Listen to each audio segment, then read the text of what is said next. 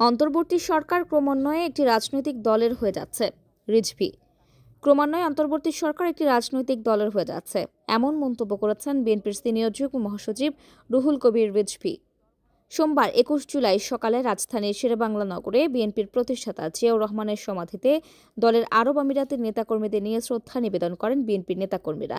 এ সময় তিনি বলেন, বাংলাদেশ ছিল শেখ হাসিনার বানানো একটি কারাগার। গোটা বাংলাদেশটাই তিনি আয়নাঘরে পরিণত করেছিলেন। অন্তর্বর্তীকালীন সরকার যাকে সবাই সমর্থন করেছে, এখন এই সরকার ক্রমান্বয়ে এটি একটি রাজনৈতিক দলের সরকার হয়ে যাচ্ছে। যতক্ষণ আপনাদের প্রতিনিধি ছিল, আপনারা দল করেননি, আপনাদের প্রতিনিধিদেরকে মনে হয়েছে এরা নিউট্রাল, এই ছাত্ররা সাধারণ ছাত্র, তাদের প্রতিনিধি অসুবিধা নাই।